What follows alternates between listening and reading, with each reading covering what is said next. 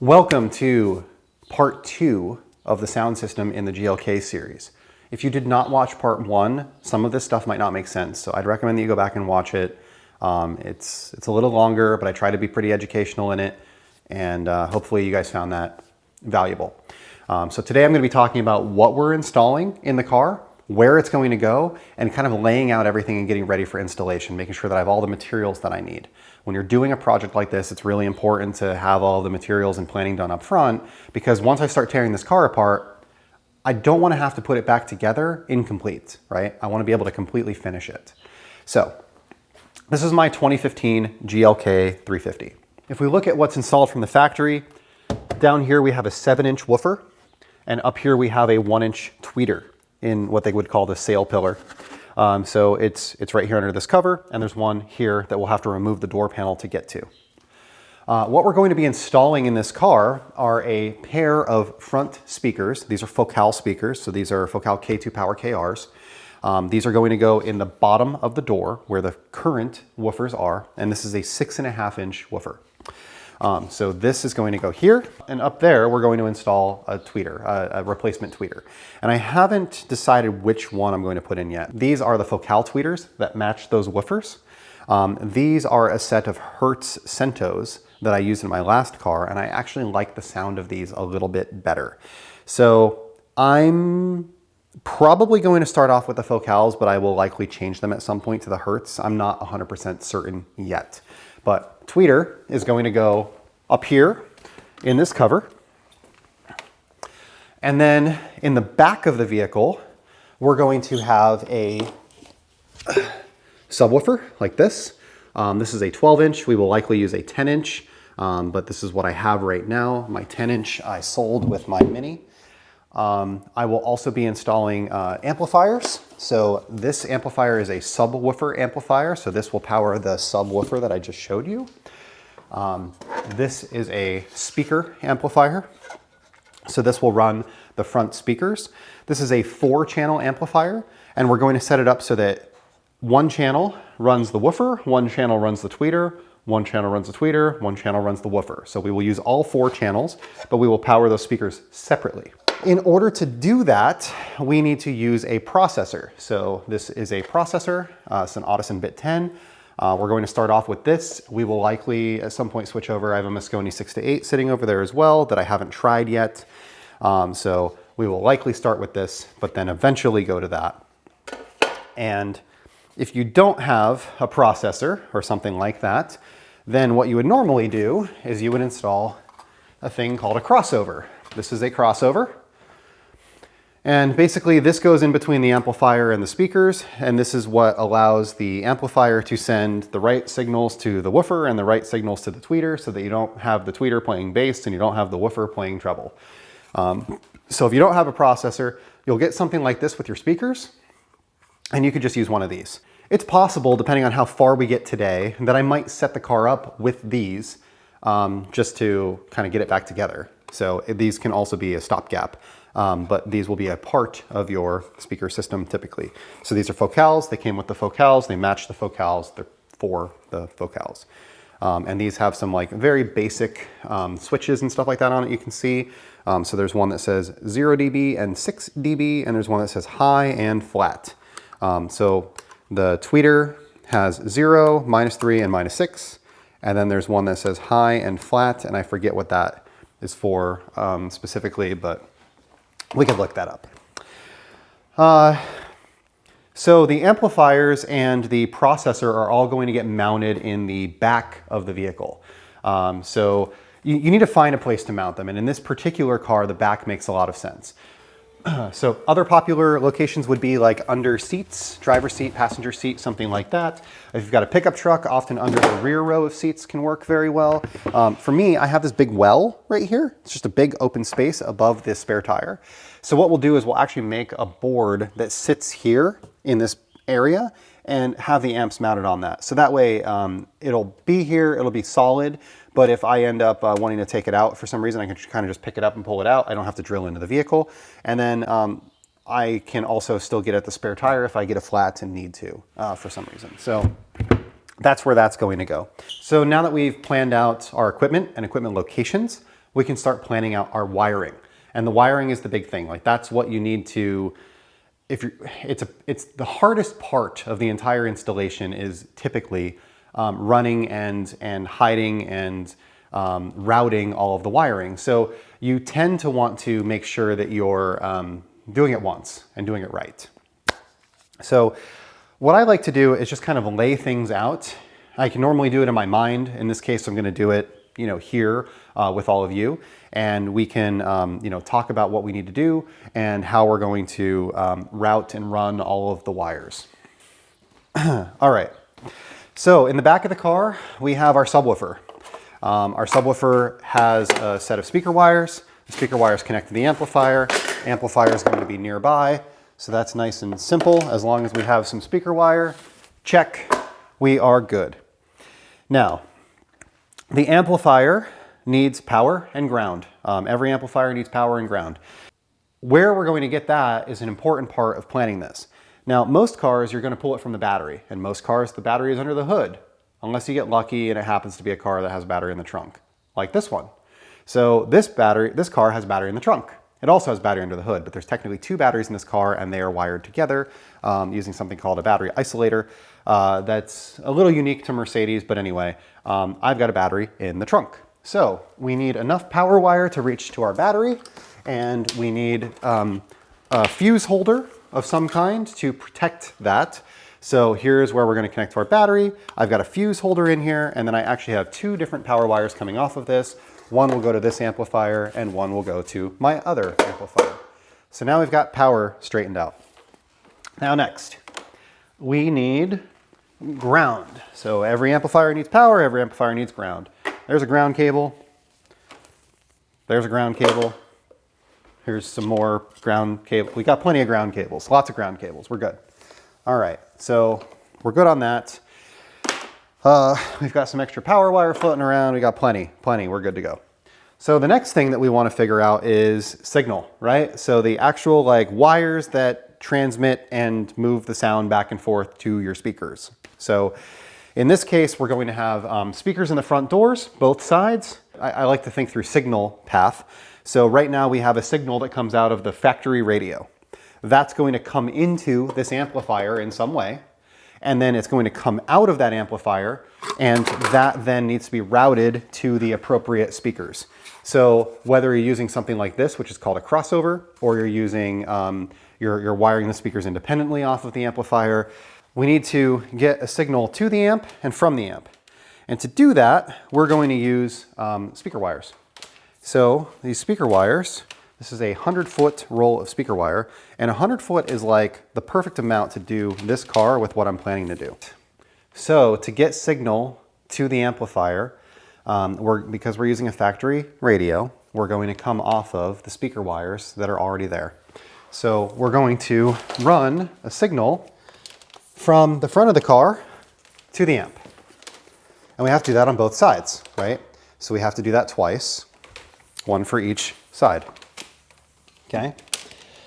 Now, that gets my signal to the amp from the front of the car. Now that could come from a couple different places. It could come from the door. It could come from the kick panel, maybe. It could come from the radio, wherever that is. It can come from a variety of different places. So now that we've got our signal to our amp, we need to get our output from our amplifier back to our speakers. So we get to do that again. So we have to run a speaker wire from our amplifier up into our door. So there's one for one side, and here's one for the passenger side. Now in this case, we have woofers and tweeters, right? So we have two speakers that are going in each door. Those each need a signal, right? So we either can run an extra pair of cables from the back to the front, or we could install this thing, this crossover, up in the door and not have to deal with that, right? In this case, I like the versatility of putting it in the back, having the crossover in the back or having the control in the back. So we're going to run two more runs, 1 and 2, back and forth to the front of the car. So what you're going to see is there's a whole bunch of wire here just sprawled out on the floor. So what I'm seeing is I need speaker wires from the front of the car to the back of the car 6 times. 3 on the passenger side, 3 on the driver's side. What else do we need? Well, I want to put a bass control knob up there. So in order to install a bass control knob, you need a wire for that, which they give you in the kit. That's what this guy is here. So that's also going to be ran up one side or down the other. And that's pretty much it. All of our other stuff is going to be installed in the back. So what I will typically do is I will take these two wires. I like to start off with 100 feet for this project because we got 6 runs. The magic number from the front to the back of your car is around 17 feet. 17 is a pretty typical number. So if I've got 100 feet and I divide it by 6, that gives me like 16.5 each time. So we're gonna make that work. So what we'll do is we will cut this in half, and then we will, we're basically gonna cut it into 6 pieces, 6 equal length pieces. So we have 6 wires that are roughly the same length, and we are going to run those from the front to the back of the car. And I know these are long enough because I've done this before. You might want to start off with a little bit extra wire. It was nice at the shop because we had like reels of wire, so you could just pull as much as you need. But at the end of this, I'm probably going to end up throwing out, 5 or 6 feet here or there. In the interest of time, it just unfortunately makes sense to do it. You don't want to be short. What we're going to do is we're going to label these. And how we're going to label them is by using a wrap of tape. So we've got 3 wires on each side. We're gonna have a 1, a 2, and a 3. See, I just put a band of tape around it. So what I'm gonna do is both sides. I'm gonna do 2 1s, 2 2s, 2 3s. All right, so I have 2 1s, 2 2s, 2 3s. We're gonna run one set down one side of the car and the other set down the other side of the car. The only other wire that I need to run to the front of the vehicle in this case is the wire for my volume knob for my subwoofer, which is right here. Note, this is typically just like a phone wire. So if you maybe got rid of a car, left this behind, something along those lines, typically you get a new wire if you buy a new sub knob. But I have used in the past phone wire for it, and it works just fine. Or you can use like a network cable, like a Cat5 Ethernet cable, and only terminate the 4 wires that it's actually. And then that's pretty much it. So now we can start disassembling the vehicle. And in order to run wires in your car, you end up having to take this stuff apart. These plates and stuff, just, obviously be careful when you're taking them apart. Try not to break things, and just take your time. So what I'm basically going to do is I'm going to remove this back here, remove the one in the front. I'm going to remove the bottom of the B-pillar cover because it's going to allow me to get wires back and forth there easily. And then I'm going to remove the kick panel in the driver's side. Okay, so car's disassembled. Pulled out all the stuff in the back here. If you watch my video on the hitch install, you saw me do that, but pretty simple and straightforward to disassemble. You can see that I have my driver's side wires sitting here. I like to leave myself enough slack to get to like this pin, and then I can pull it forward or backwards if I need to. But with these wires, you want to run them alongside factory harnesses. So I come through with the factory harness, and then all of the factory harnesses in Mercedes are in these plastic enclosures, which is kind of a pain, but also really nice. I'm not gonna lie. So you can unclip, there's like these plastic clips here that you pull out, and this can open up. And then I remove the B-pillar cover here, the bottom half, just because, again, those triangular harness cradles run along here, and you can't really open up the door without removing the B-pillar, the door on the top of the covers. So they're like right here, and there's like these little release tabs that you press, and it lets you open that up like that, see? And then you can run the wiring in where the factory wire is. So the goal is to get everything up to here, and then we'll go in from there. The door has this boot, and there's obviously wires that run through this, but you can also get those wires here behind the pedal. So this is the harness that goes up into the door. So we could split this casing open here and we can get at the wires there. We are going to need to run a wire into the door because I need signal out, and then I also need an output to the speaker and an output to the speaker. And these are both the same speaker wire inside the door. So it comes in here, it goes to this, and then it jumps up to that. So we've gone all the way up to the front of the car. Inside these channels, we can see our wire down there. The one under the seat is really hard. It's easier if you just unbolt the seat and kind of push it out of the way.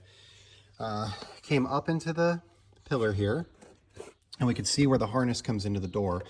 What we're going to do is we're going to pull these wires in.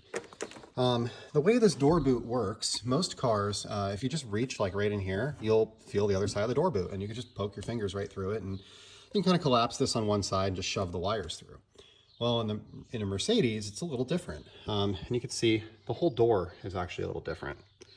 So what we end up doing is I took this because it's stiff and it's got a smooth jacket, and I just pushed it through here.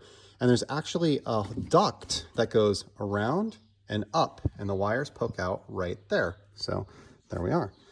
So now what we'll do is we'll take this, these are our wires, our 1, 2, 3 wires, and we're going to tape them onto the other side of this, and we'll just pull it through. And you'll see that we actually have enough to get to where we need to get to. Once you've got a door panel off like this, you can see the door panels over there. Be careful not to turn your car on. Don't plug things in. Like, you've got things that are disconnected, I would just let them be. We can see here that there are speaker wires. This is the brown and green. These are factory speaker wires. And there is another one that goes up here to the tweeter, and this is where the tweeter is from the factory. You see this stainless steel insert? That's another piece that makes Mercedes a little bit of a challenge, but also what makes them a great car for a sound system. You know, they have this seal here, like instead of a vapor barrier, a piece of plastic just flapping in the wind, they have an actual piece of stainless steel on the inside of the door. We pulled out our speaker. Speaker looks like this. It normally sits in here just like that. It's riveted in from the factory, so we just drill those rivets out with a little drill bit. This pops right off, and we can unplug it. And this is what I was saying about, you can see the speaker is actually a pretty large size for the opening. So our aftermarket speaker, I have these rings, and I basically made these rings by tracing one of the factory speakers back in the day. So this lines up here and bolts into place and puts the speaker right where the other speaker was, and we can screw it in there and be good to go. There is a difference in that the speaker wire is on the back side of this versus on the front side of the factory speaker. So that's something where we're going to have to get a wire inside the stainless panel. I normally use one of these little rubber grommets for that. We can just put a little slice in it, poke a wire through, and connect to the back side. So that's kind of what we're working on next. I'm going to pull these wires through using this as my feeder. And then once I'm done with that, we will get rid of these rivets once and for all, clean all of that up, put this on. We can, you know, screw this in so that it's in and good. And then we can start working on some wiring connections. All right, so something quick that I want to show you. When you're doing this, oftentimes you need to determine the polarity of the speaker that was in the car, right? So I've got these two wires. I've got a brown green and a green. One of those is positive and one of those is negative, and you need to be accurate with it, or you'll end up with a system that's out of phase, meaning that like this one's pushing out bass while the other side is sucking in bass, and you end up with usually no bass, typically in an out of phase situation.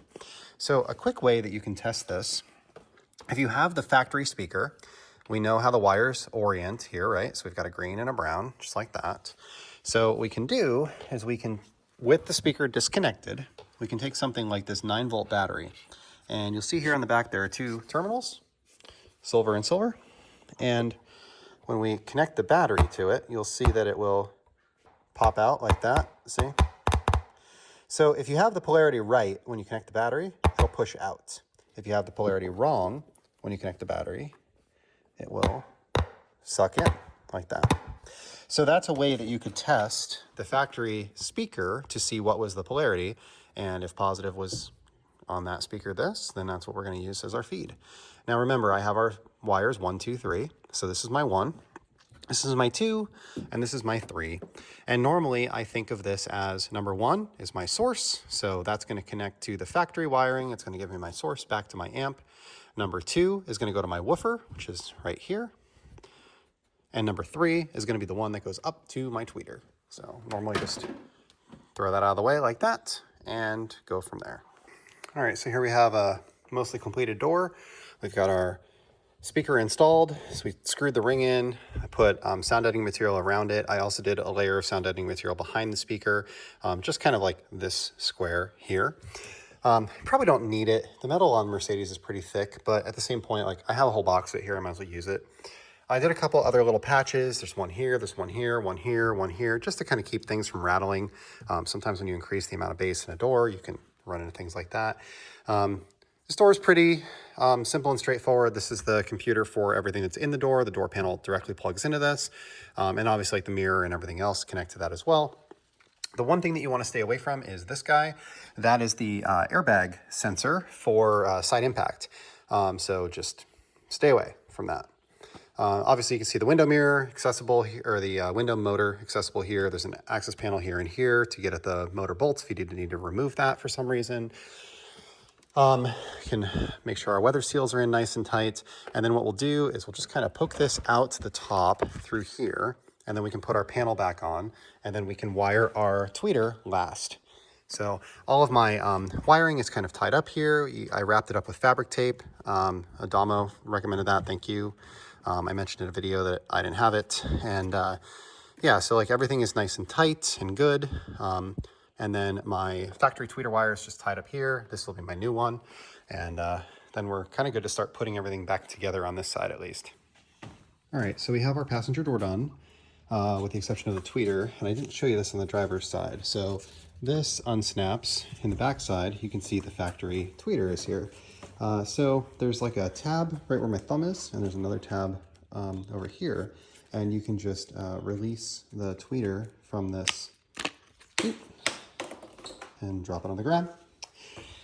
And this is your tweeter housing then. So what I really like about Mercedes-Benz is that they happen to use the same size tweeter as like Focal and Hertz do. So the Focal I snapped into the driver's side. Basically all you do is you take this here and you can hook that and snap it into place. And there we are. It's in, it's installed. The gap is the same all the way around, and we're good to go. Kind of the same thing with the Hertz Cento. This will also snap right in there. So I'm going to try the Focals first, play around with those, and then maybe swap them out for the Hertz. So we're working in the back now. Got the battery connected, got these trays put back in, working on a template for some sort of board that the amps can mount on. For something like this, just start off with a couple pieces of cardboard, lay them in here, cut around with a pencil where you want them to be. I like using these Pica pencils, and end up with a cardboard template and then cut it out of wood. So what we're going to do, I've got something that's approximately what I want it to be. Looks pretty good. We've got a little bit of gap all the way around, so when we wrap it in carpet, it's not going to be too tight. So now we will take this and we will carpet it. Here I've got a roll of black speaker carpet. You can buy this from Amazon or most car audio stores. So that's approximately how much carpet we're going to need. So what we want to do is grab some glue. All right, so this is a spray adhesive. Normally the can spray is like this. And I like the 3M brand adhesive. This is Loctite brand. I think Eric might have actually bought this, but I find the 3M contact adhesive works the best. So what you want to do is spray the carpet, and then you want to spray your board.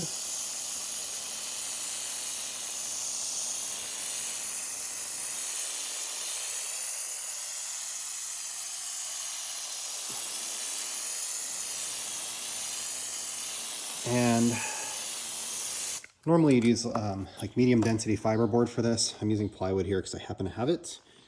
So we're just gonna let this tack up. Basically you just wanna get it to the point where like you pick your finger up and it kind of pulls some glue with it. So just give it a minute. And then we will put this on that. So this is kind of how you want to do it. You see how I've got glue sprayed here and here?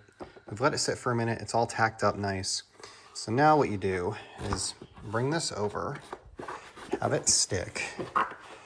It's a little difficult to do one-handed, but you get it in there. And then on the seam like this, you cut that back so that it matches the one below it. All right, so there we have it. See what we ended up with. Stick this in here, just like that, and that's where it's going to sit. Next, we can start working on wiring and mounting everything here. All right, so I want to provide an update. As you can see, everything is all back together. Tweeters are installed. I made it about 15 minutes with the Focal tweeters before I swapped them out for the Hertz. They're just so much better. I still have to mount my bass knob. I just have it here for now. It's probably going to go like right here on the side or over here somewhere. I have to kind of figure out the spacing for that. Everything went back together well. No broken clips that I'm aware of. Everything is fully assembled at this point. You know, and that's kind of what I like about these German cars. They work very well. I'm probably going to be a little bit like Brian Spillner for a while with my laptop on my passenger seat. You know, adjusting things here and there as I play around with this. I wanted to show you kind of the end result. So I have a 12-inch sub in here for now, but this is what everything looks like. So this is not finalized, but we have the Audison Bit 10 there. We have the RCA outs going over to the amplifier. You can see those AudioQuest RCAs. And then there's the subwoofer amp. This is the speaker amp. There are some things that still need to be cleaned up, like this is the subwoofer wire. I have to run that a little bit better. There's this random USB cable that I'm using for my laptop to connect to it. That's only really used during the tuning process. I don't know if the Bit 10 is going to stay there long term, but we'll play around with it. But this board with all of this stuff is fully removable. So there are cables that come out of the backside, but what I can do is I can actually just lift this tray out of here, and then I could pick this up and kind of hinge it on the back. So I made sure there was nothing coming out of like the front or the side. So this can all just be like picked up and like flipped out of the way so that I can get to the spare tire that's down below, which is really nice. There is a fuse panel back there behind that door. I can still access that without an issue. And all of my spare tire jack stuff is all over here. That's still accessible without an issue. But under normal circumstances, I mean, this is what the car looks like. I mean, obviously there's a little bit of fuzz and dog hair and stuff like that. Apparently the previous owner had a dog, and I didn't realize that until I started taking everything apart, because they did a good like surface cleaning, but not a good cleaning. There are fuses for the system, which we can see the fuse holder down there, kind of behind my harness for my trailer. Subwoofer is the only thing that's kind of out, and it's fully removable. I just have a coil wire sitting there. I don't know what subwoofer I'm going to end up with long term. My old boss kind of had this adage of like, you marry an amplifier and date a sub.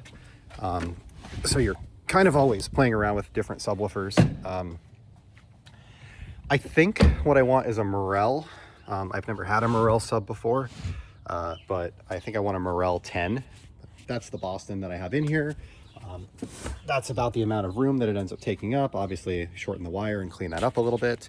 But overall, it looks pretty good.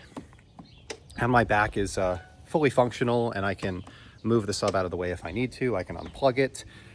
In the previous cars, sometimes, you know, if you're moving something really big, you might need to unplug it, just set it on the passenger seat or on the floor, or move it forward or something like that. So what's next for the sound system? Well, there are really two pieces that I think could be done better or differently. The first, like I mentioned, is the sub. I really do like a 10. I think a 10 sounds good, especially in a hatchback style vehicle, like a small SUV or like a Volkswagen Golf, like that style vehicle, or like this Mini here. Like I mentioned, I had a 10 that I really liked. It was an Audio Frog. That was in my Mini that I sold.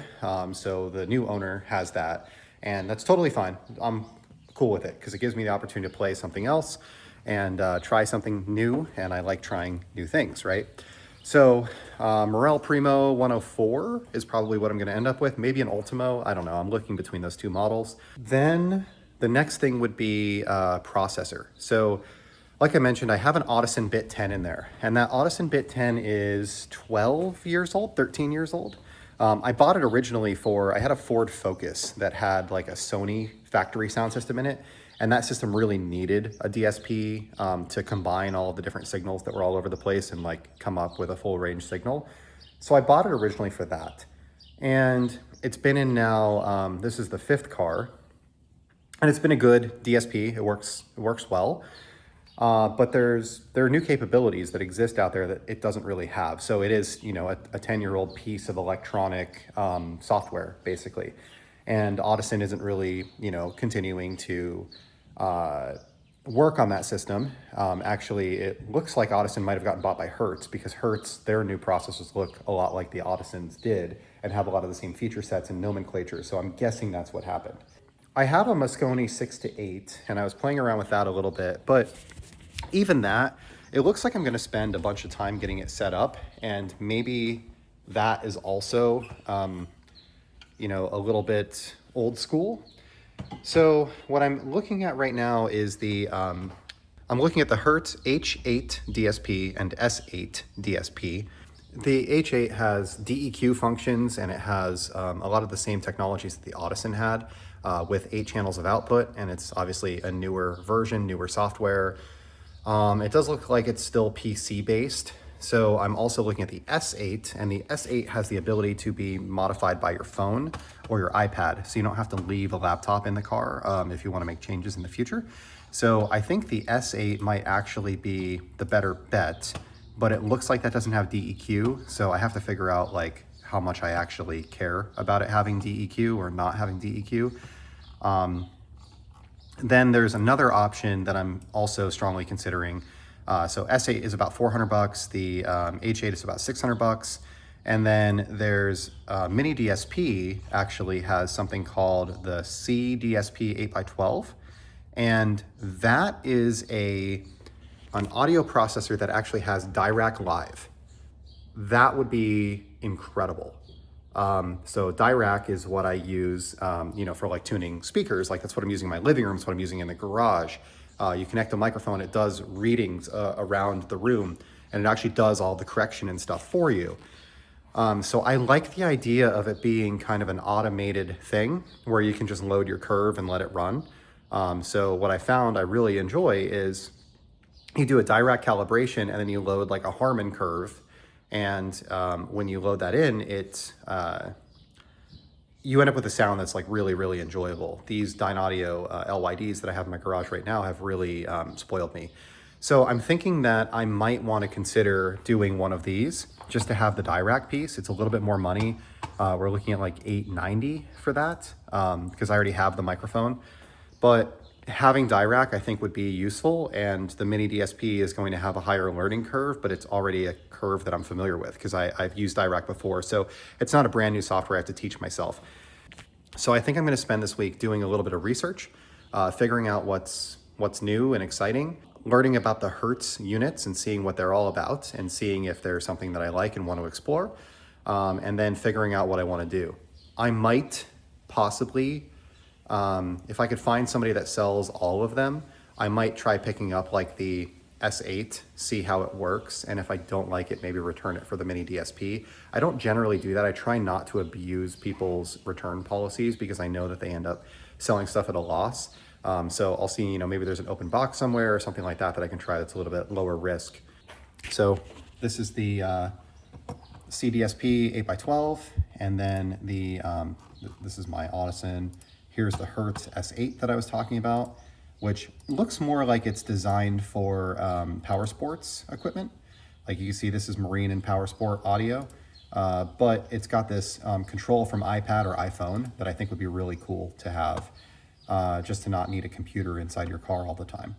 And then obviously, like I mentioned, there is this H8, which is kind of a grown-up version of the Bit 10 that I have. They even have, it's called Bit Drive, and it has the DEQ functionality and stuff like that. So, you know, this might be a good option as well.